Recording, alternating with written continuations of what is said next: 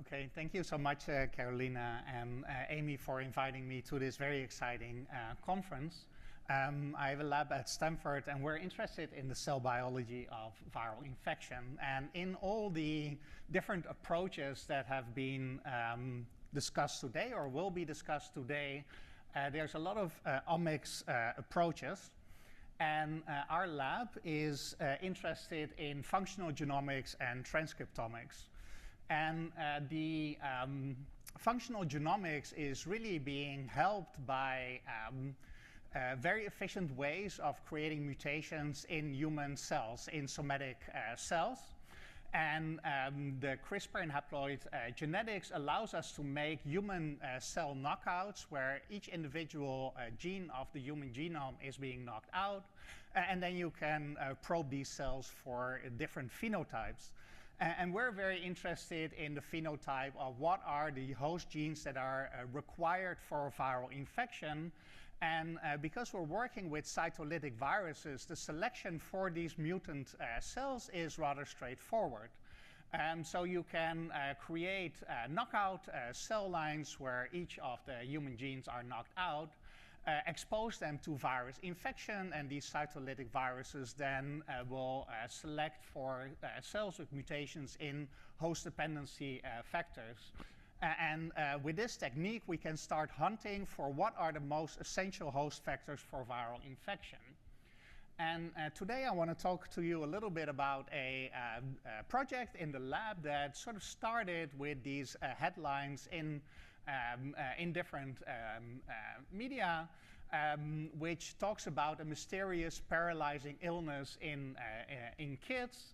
And due to the work of many scientists, including Joe DeRisi and Michael Wilson, these infections or these outbreaks of paralyzing illness can be traced back to a certain virus or a certain family of viruses.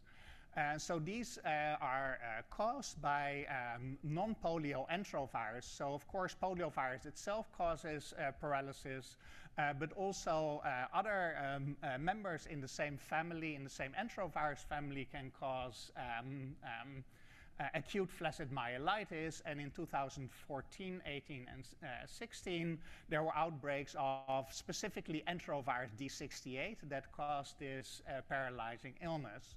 And it was unknown what are host factors that are important for these infections. And in the lab, Lauren Veronese and Lily Su were talented students that then took up the challenge to know what are cellular factors important for infection. So because these viruses first infect the respiratory system and then cause illness in the central nervous system, we started to doing the screens with two different cell types, one derived from a lung carcinoma and another one a glioblastoma cell line.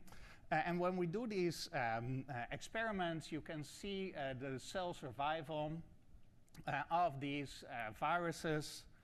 Sorry, let me see if I can. No, this doesn't work. You can see that in the population that is resistant to viral infection, certain genes were enriched. So you have the enrichment score on the axis, and a lot of these genes that we found were important in sialic acid biosynthesis, and it was known that the virus sort of latches onto the cell via sialic acid interaction with sialic acid. But we also found this gene MFSC6, which was a transmembrane protein. And we're interested because that came out pretty consistently in the screens with different enterovirus D68 strains. How important is this gene MFSC6 for infection? So when you make knockouts in MFSC6, you see a strong decrease in the ability of the cells to support viral infection. And when you then added back this gene, you can see a nice restoration, and overexpression of the protein even made these cells more susceptible. It was very specific for enterovirus D68, so we tested other enteroviruses, related enterovirus 71 or Coxsackie virus and rhinovirus, and none of them used this particular transmembrane protein. So what is known on MFSD6? It is a member of a larger family of solute transporter. Really not much was known when we started the experiments. There are like 5 or 10 prior studies on MFSD6. So it's part of this family. The substrate of this transporter is unknown. So it's an orphan solute transporter, and it had not been implicated in viral infection before.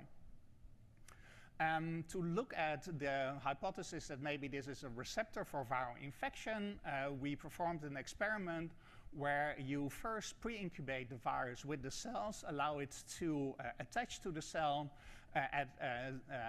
on ice, and then you can stimulate endocytosis by putting the cells at 34 degrees, and then measure how much of the viral RNA is being entered into the cell. And in this internalization assay, you can see that cells that have mutations in MFSC6 are defective in taking up the virus from the outside. The phenotype was as strong as if you knock out sialic acid, which is a known attachment factor for this virus. And we saw the same effect on A549 and U87 cells. And in U87 cells, you see that when you overexpress MFSC6, you can really stimulate the endocytosis or the uptake of this virus, suggesting that this might be a receptor for enterovirus D68.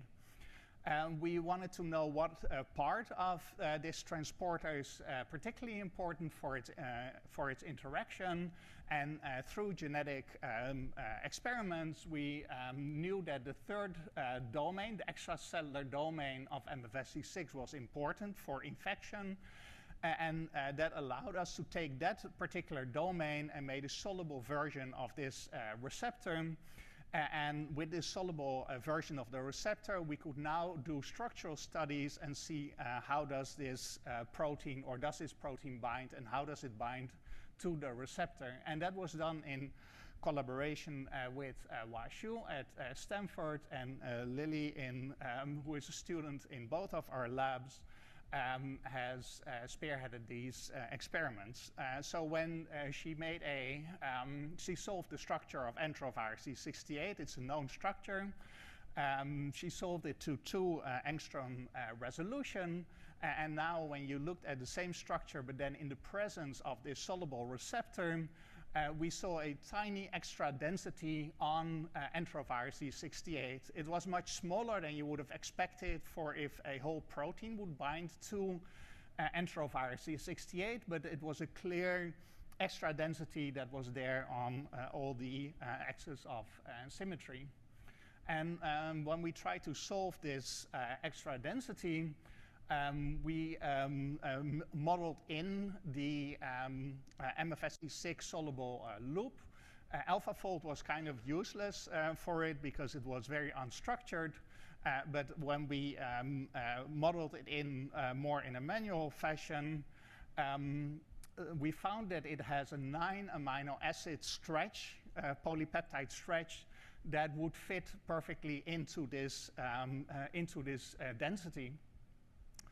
That did not explain an additional density that we observed above that.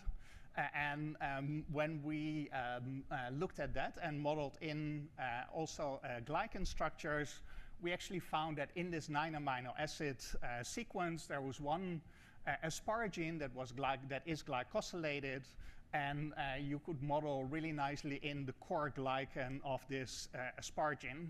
So it's 9 amino acid plus the core glycan that we could model in. So it suggests that this is the part of the loop that is stabilized by its interaction with the virus. Finally, we were thinking, can we also use this to more in a therapeutic sense. And so we took the same soluble receptor of the receptor, and we prophylactically injected it in IFNAR knockout mice, and we then exposed the mice. We infected the mice 6 hours later with enterovirus D68, and we monitored these mice for survival. And compared to the control, which is another MFSC6 protein that is not acting as a receptor, we saw that all mice died around day 5 or 6, but treatment of the soluble receptor of MFSC6 allowed survival in 90% of these mice. So we identified MFSC6 as a novel receptor for enterovirus D68. It's critical in a wide range of physiologically relevant cell types. We have identified the interaction interface, and we propose that decoy receptors might find utility in enterovirus D60 antiviral therapy. When we are doing these genetic screens, we always generate plots like these where it's the significance of enrichment of the mutants in a cell population. And a disadvantage of that is that the ranking of all the genes on this plot is not really correlated with its phenotypic effect. It allows the cells to survive, but it doesn't tell you whether viral RNA replication is affected and in what quantity the viral replication is affected.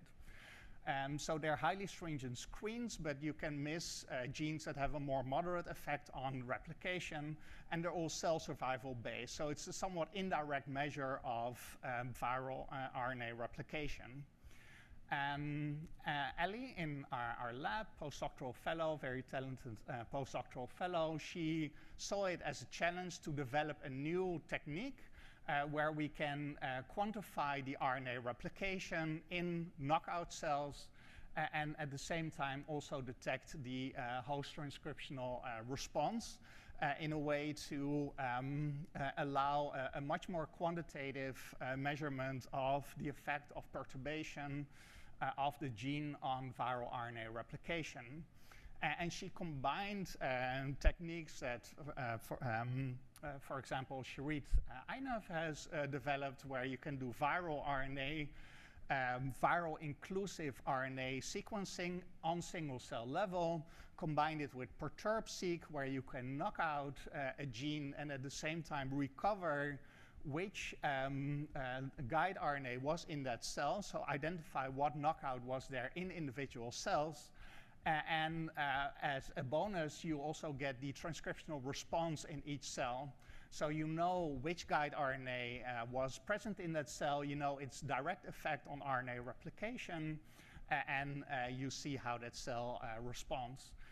So we termed this technique quantification of infection and CRISPR guide sequencing, QuickSeq, and it's a very similar approach as prior has been applied by Sarah Sunshine in the Marco Hein and Joe DeRisi's labs, where we now can understand both phenotypic response to infection and transcriptional response. So if you, in a small library that we generated, look at the viral replication and quantify the viral reads per cell, each dot represents a cell. You can see that in non-target cells, you have around 10 to the 4th viral transcripts per cell. And if you look at genes like ST3A and ST3B, you can see that in all these cells, you have a very, very dramatic decrease of viral reads in these cells. You can do the same library with different flaviviruses. And we saw, for example, dengue and yellow fever being very dependent on ST3A and OST, whereas ERAD dependency was more pronounced for Langet virus and West Nile virus. So you can start comparing these genes, these viruses among themselves. You can also look at the viral response. So if you now look at the dengue viral counts and you look at different transcriptional pathways, we saw a very clear correlation with the unfolded protein response and being infected by dengue virus. And it's interesting that flaviviruses both are dependent on the unfolded protein response, but also upregulate unfolded protein response genes. If you look at interferon response, we saw that for dengue virus, interferon was not necessarily upregulated quite highly, whereas West Nile upregulated under these conditions much more strongly. And if you look at the interferon score, you see that the cells that have the highest upregulation were the bystander cells, whereas cells that were infected by West Nile actually suppressed interferon response quite efficiently. So with that, I would like to acknowledge my lab and collaborators and take any questions.